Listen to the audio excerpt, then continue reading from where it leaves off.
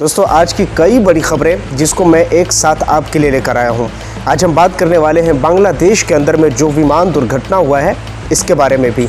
उसी के साथ हमारे देश के वाइस प्रेसिडेंट जगदीप धनखड़ जिनके स्वास्थ्य को लेकर के एक बड़ी अपडेट आई है उसके बारे में भी बात करेंगे। ऐसा के अंदर में आज पहली बार इजरायली टैंक एक ऐसे शहर में घुसा जिस शहर में उससे पहले इजरायली कभी नहीं घुसा करते थे। इंडिया के अंदर में एयर इंडिया की फ़्लाइट जिसमें 160 लोग सवार थे उस बारे में भी बात करेंगे। ये वो खबरें हैं जिस पर खासकर हम बात करना चाहते हैं। लेकिन सबसे पहले बात करते हैं बांग्लादेश की। बांग्लादेश के अंदर में एक विमान दुर्घटना यानी कि एक वायु सेना का विमान एक बच्चे के कॉलेज से जाकर टकरा जाती है जिसके नतीजे में 19 लोग मारे जाते हैं। उन 19 लोगों के मारे जाने के बाद 164 लोगों के जख्मी होने की खबर निकलकर सामने आ रही है। वहाँ के प्रधानमंत्री यूनुस ने पूरे आत्मविश्वास के साथ ये लोगों को विश्वास दिलाया है कि पूरी तरह से इसकी जांच बैठाई जाएगी। आखिर ये कैसे हुआ, क्यों हुआ, इसके पीछे रीज़न क्या था, इसके पीछे कारण क्या था।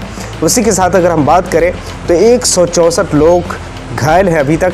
इसकी संख्या ज़्यादा भी हो सकती है और मौतों की संख्या भी ज़्यादा हो सकती है, लेकिन इस टाइम में जो खबर निकल कर आ रही है वो यही है। उसी के साथ हमारे देश के माननीय प्रधानमंत्री नरेंद्र मोदी ने भी दुख व्यक्त की है और साथ में ये कहा है कि हम बांग्लादेश के साथ ऐसे मुश्किल वक्त में खड़े हैं। जो घटना हुआ है ये काफ़ी शॉक्ड कर देने वाला घटना है और हम बांग्लादेश के साथ दुख व्यक्त करते हैं। बांग्लादेश के साथ हम ऐसे मुश्किल वक्त में, मुश्किल समय में हम खड़े हैं और खड़े रहेंगे। उसी के साथ अगर हम बात करें तो इजराइल चाल खेलने में सबसे आगे है। एक शहर गाज़ा के अंदर है जिसका नाम है देर अल बलाह सिटी। ये सिटी के अंदर में पहली बार कोई इजरायली टैंक घुसा है। अब आप उस टैंक को घुसने का मतलब और मकसद आप समझ सकते हैं। शायद आपको ये लग रहा होगा कि नॉर्मल है, लेकिन ये नॉर्मल नहीं है।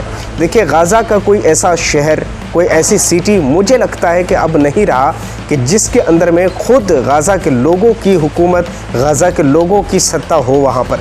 देखिए, हर जगह पर इजरायलियों का इन्फ्लुएंस है, हर जगह पर इजरायली कब्ज़ा कर रहे हैं। धीरे धीरे करके वहाँ के लोगों की खबरें जो निकल कर और भयावहपूर्ण जो खबरें आ रही है वो हमारे और आपके सामने है। उसी के साथ बात करें यूएन की तो यूएन ने पूरी तरह से निंदा की है।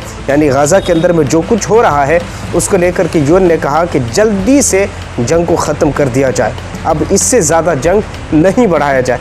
मगर आपको पता है बयानबाजियों का सिलसिला आज से नहीं है, बल्कि बयानबाजियों का सिलसिला बहुत पुराना है और लोग बयानबाजी करते हैं, लेकिन लोग सिर्फ बयानबाजी करते हैं। वहाँ जाकर उनके कॉन्फ्लिक्ट को सुलझाना ये किसी के बस की बात नहीं है। उसी के साथ अगली खबर की बात करें तो दिल्ली से कोलकाता जा रही एयर इंडिया की फ़्लाइट के अंदर में कोई तकनीकी ख़राबी की वजह से, इस वजह से उसको रद्द कर दिया गया।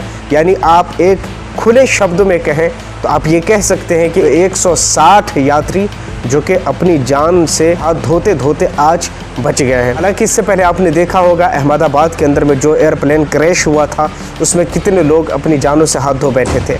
तो कहीं ना कहीं दोस्तों ये एक बहुत बड़ा अपने आप में चिंता का विषय है। साथ अगली खबर की बात करें तो वाइस प्रेसिडेंट, हमारे देश के वाइस प्रेसिडेंट जगदीप धनखड़ जिनके स्वास्थ्य को लेकर के एक बड़ी अपडेट आ रही है।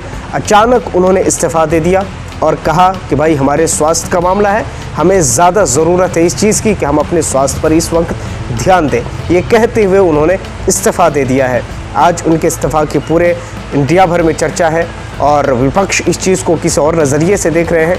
लेकिन इस चीज़ को लेकर जिस तरह से आगे की जो अपडेट आएगी उस पर हम ज़रूर बात करेंगे। लेकिन इस वक्त जगदीप धनखड़ जो कि वाइस प्रेसिडेंट है उन्होंने इस्तीफ़ा दे दिया है। दोस्तों ये थी आज की रिपोर्ट। इस रिपोर्ट के बारे में आप क्या कहना चाहते हैं नीचे कमेंट सेक्शन में ज़रूर बताइए। और हाँ, पहली दफ़ा अगर चैनल पर आए हैं तो चैनल को ज़रूर सब्सक्राइब कर लीजिए, बेल आइकन को प्रेस कर लीजिए। आप अपना बेहद ख्याल रखिए। मैं मिलता हूँ किसी और वीडियो एंड टॉपिक के साथ। जब तक के लिए गॉड ब्लेस यू।